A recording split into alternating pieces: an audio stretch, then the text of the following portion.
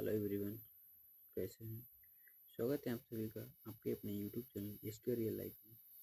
जैसा कि हमने पिछली क्लासों में चैप्टर 1 से लेकर के 4 तक हमने 1 बाय 1 करके कंप्लीट कर लिया है। आज हम चैप्टर 5 को बहुत ही आसानी से समझेंगे। इस एनसीईआरटी सीरीज को हम बहुत ही जल्दी चैप्टर वाइज चैप्टर कंप्लीट करने का प्रयास कर रहे हैं और इसको हम चैप्टर वाइज चैप्टर बहुत ही आसानी से कंप्लीट कर लेंगे। हम शुरुआत करते हैं चैप्टर 5 की। चुनाव का दिन था। जब शंकरन उठा तो उसने देखा कि उसके नाना नानी वोट डालने जा रहे थे। दरअसल वे चुनाव केंद्र पर सबसे पहले पहुंचना चाहते थे। शंकरन जानना चाहता था कि आखिर वो इतने उत्साहित क्यों थे। उसके नानी जी ने उसे जल्दी में समझाने की कोशिश की और कहा, आज हम अपने शासक का चुनाव करने जा रहे हैं। शासक कैसे बने। पुराने समय में शासक बनने की शुरुआत कैसे हुई, इसके बारे में हमें बता रहा है। लगभग 50 वर्षों से हम अपने शासकों का चुनाव मतदान के जरिए करते आ रहे हैं, लेकिन बहुत पहले लोग शासक कैसे बनते थे। करीब 3000 साल पहले कुछ लोग बड़े बड़े यज्ञों को आयोजित कर राजा के रूपों में प्रतिष्ठित हो गए। अश्वमेध यज्ञ ऐसा ही आयोजन था। इसमें एक घोड़े को राजा के लोगों की देखरेख में स्वतंत्र विचारक के लिए छोड़ दिया जाता था। इस घोड़े को किसी दूसरे ने रोका तो उसे वहां अश्वमेध यज्ञ करने वाले राजा से लड़ाई करनी पड़ती थी। अगर उसने घोड़े को जाने दिया तो इसका मतलब यह होता है कि अश्वमेध यज्ञ करने वाला राजा उससे ज्यादा शक्तिशाली था। इसके बाद उन राजाओं को यज्ञ में आमंत्रित किया जाता था।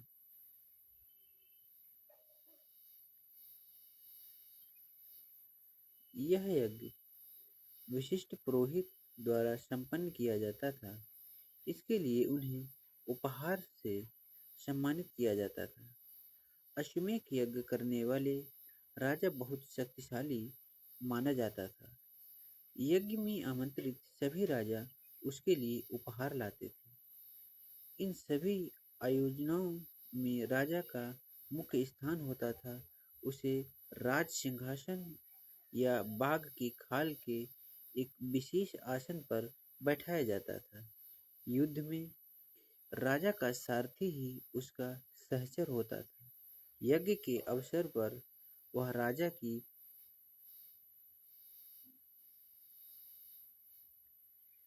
विजयों तथा अन्य गुणों का गान करता था। राजा की सगी संबंधी, खासकर उसकी रानियों तथा पुत्रों को भी कई छोटे छोटे अनुष्ठान करने होते थे। अन्य सारे आमंत्रित राजाओं का काम करते थे।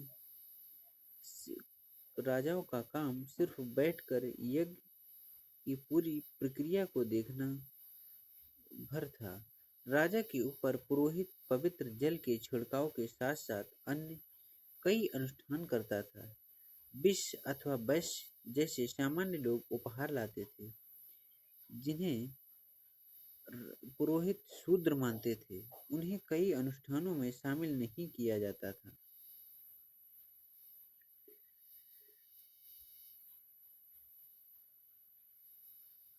इस यज्ञ में उपस्थित होने वाले की एक सूची बनाओ। पेशे के आधार पर वह कौन कौन से वर्ग शामिल थे। दोस्तों, इसमें सबसे पहले यहाँ दे रखा है वर्ण। उस समय 4 सामाजिक वर्ण थे: ब्राह्मण, क्षत्रिय, वैश्य और शूद्र। ब्राह्मण का काम था वेदों का अध्ययन करना और क्षत्रियों का युद्ध करना काम था। वैश्य लोग जो थे वो कृषि वगैरह व्यापार वगैरह करते थे, उनको वैश्य कहते थे। उसके तत्पश्चात जो शूद्र लोग थे वो एक दूसरे की सेवा करते थे, इसीलिए उन्हें शूद्र कहा गया। इसमें दिया है ब्राह्मणों का काम वेदों का अध्ययन, अध्यापन और यज्ञ करना था, जिसके लिए उन्हें उपहार मिलता था। क्षत्रियों का काम युद्ध करना, लोगों की रक्षा करना। राजा के काम वैश्यों के काम खेती, पशुपालन तथा व्यापार थे। शूद्र का काम अन्य तीनों वर्गों की सेवा करना था।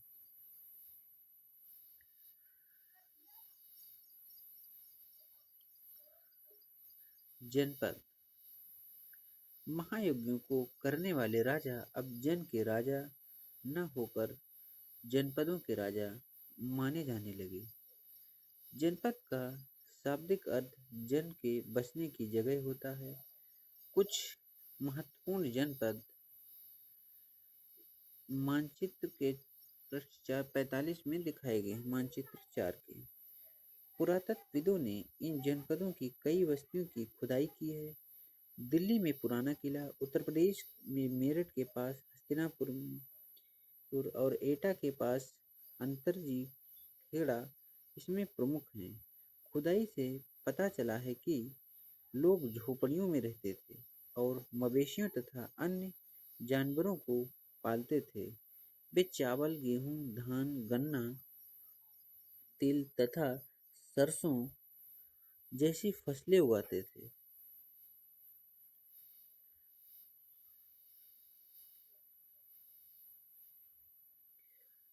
लोग मिट्टी के बर्तन भी बनाते थे। इसमें कुछ धूसर और कुछ लाल रंग के होते थे।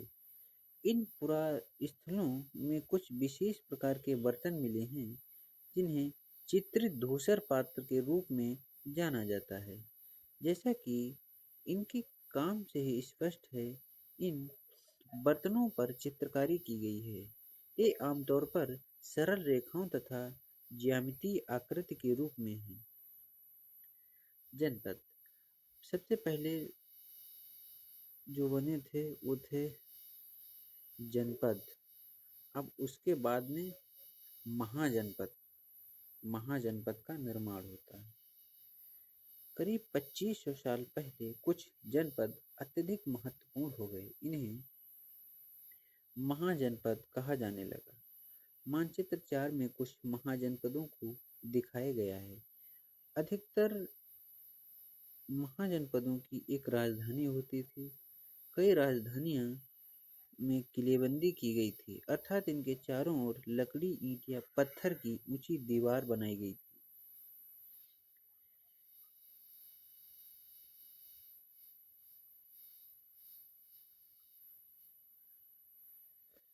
ऐसा लगता है कि लोगों ने अन्य राजाओं के आक्रमण से डरकर अपनी सुरक्षा के लिए इन किलों का निर्माण किया।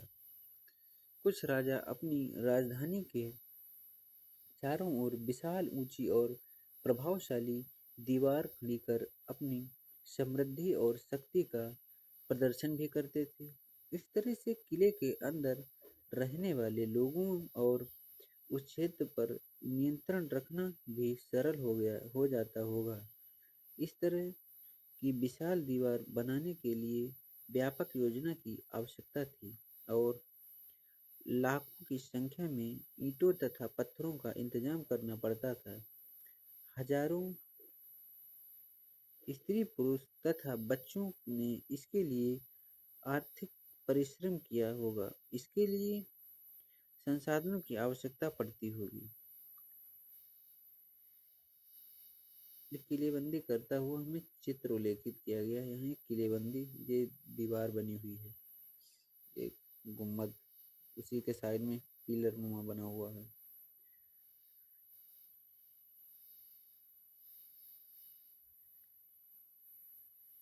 अब राजा सेना रखने लगे थे। सिपाहियों को नियमित वेतन देकर पूरे साल रखा जाता था। कुछ भुगतान संभवतः आहत सिक्कों के रूप में होता था। इन सिक्कों के बारे में तुम अध्याय 8 में पढ़ोगे। कर अब जब ये सारी प्रथाएं शुरू हो गई हैं तो अब कर भी देना पड़ता है। लोगों को कर भी देंगे। जब राजा वेतन दे रहा है तो उससे उनको कर भी चुकाना पड़ता है। महाजनपदों के राजा विशाल किले बनवाते थे और बड़ी बड़ी सेना रखते थे, इसलिए उन्हें प्रचुर संसाधनों की आवश्यकता होती थी। इसके लिए उन्हें कर्मचारियों की आवश्यकता होती थी। अतः महाजनपद के राजा लोगों द्वारा समय समय पर लाए गए उपहारी पर निर्भर न रहकर अब नियमित रूप से कर वसूलने लगे। जैसे फसलों पर लगाए गए कर, कारीगरों पर के ऊपर लगाए गए कर, पशुपालकों को जानवरों या उनके उत्पाद के रूप में कर देना पड़ता था, व्यापारियों को सामान पर कर देना पड़ता था, आखेटकों तथा संग्राहकों को जंगल से प्राप्त वस्तुएं देनी पड़ती थी। इस कृषि में धीरे धीरे परिवर्तन होने लगा। इस युग में कृषि के क्षेत्र में बड़े बड़े परिवर्तन आए। हाल के हल के फाल अब लोहे के बनने लगे। अब कठोर लकड़ी को अब कठोर जमीन को लकड़ी के फाल की तुलना में लोहे की फाल से आसानी से जोता जा सकता था। इससे फसलों की उपज बढ़ गई। दूसरे लोगों ने धान के पौधे का रोपण शुरू किया, अर्थात खेतों में बीज छिड़क कर धान उपजाने के बजाय धान की पौध तैयार कर उनका रोपण शुरू किया गया। अब पहले की तुलना में बहुत ज़्यादा पौधे जीवित रहते थे, इसलिए पैदावार भी ज़्यादा होने लगी। सूक्ष्म निरीक्षण सूक्ष्म निरीक्षण मगध एक महाजनपद हुआ करता। आज की डेट में बिहार में है। मानचित्र 4 में मगध ढूंढो। लगभग 200 सालों के भीतर मगध सबसे महत्वपूर्ण जनपद बन गया। गंगा और सोन जैसी नदियां मगध से होकर बहती थी। यातायात, जल वितरण और जमीन को उपजाऊ बनाने के लिए बहुत महत्वपूर्ण थी। मगध का एक हिस्सा जंगलों से भरा था। इन जंगलों में रहने वाले हाथियों को पकड़कर उन्हें प्रशिक्षित कर सेना के काम में लाया जाता था। यही नहीं, जंगलों से घर,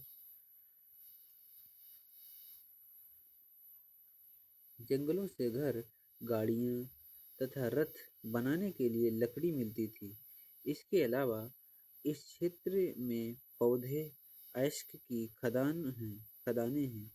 मजबूत औजार और हथियार बनाने के लिए ये बहुत उपयोगी थे। मगध में दो बहुत ही शक्तिशाली शासक बिंबिसार तथा अजातशत्रु हुए।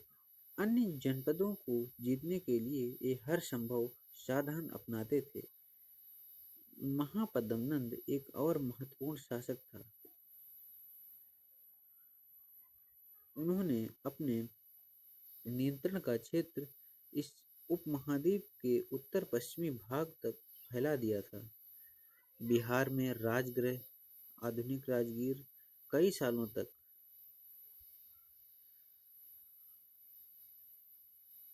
कई सालों तक मगध की राजधानी बनी रही।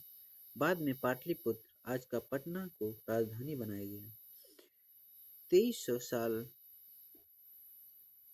से भी पहले की बात है।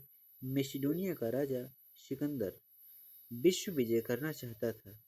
पूरी तरह सफल न होने पर भी वह मिस्र और पश्चिम एशिया के कुछ राज्यों को जीतता हुआ भारतीय उपमहाद्वीप में ब्यास नदी के किनारे तक पहुंच गया।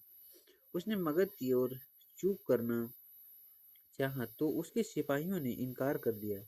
वे इस बात से भयभीत थे कि भारत के शासकों के पास पैदल रथ और हाथियों की बहुत बड़ी सेना थी।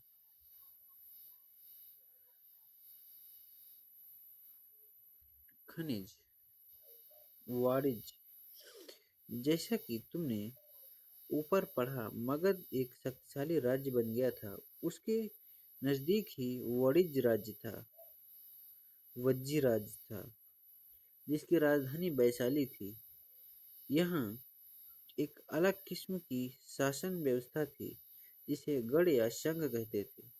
गढ़ या संघ में कई शासक होते थे और इसमें से प्रत्येक व्यक्ति राजा कहलाता था। ये सभी राजा विभिन्न अनुष्ठानों को एक साथ संपन्न करते थे। सभाओं में बैठकर ये बातचीत, बहस और वाद विवाद के जरिए तय करते थे कि क्या करना और किस तरह करना है। शत्रुओं के आक्रमण से निपटने के लिए वे मिलकर चर्चाएं करते थे। स्त्रियां, दास तथा कम कमकार इन सभाओं में हिस्सा नहीं ले सकते थे।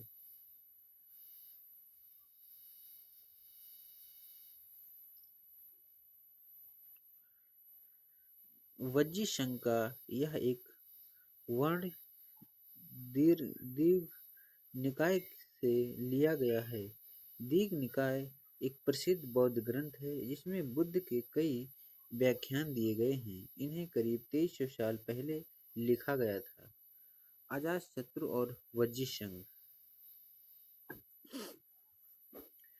अजातशत्रु वज्जी संघ पर आक्रमण करना चाहते थे। उन्होंने अपने मंत्री वशकार को बुद्ध के पास सलाह के लिए भेजा।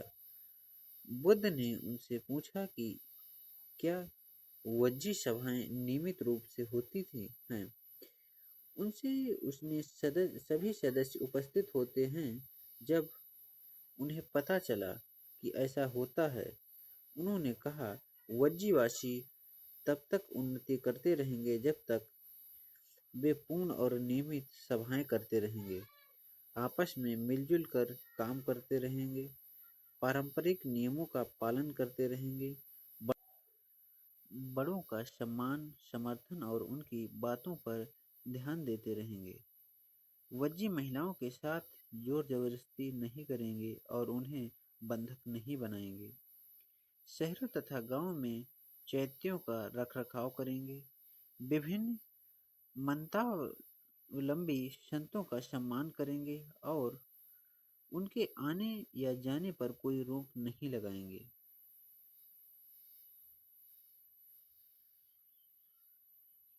कई शक्तिशाली राजा इन संघों को जीतना चाहते थे।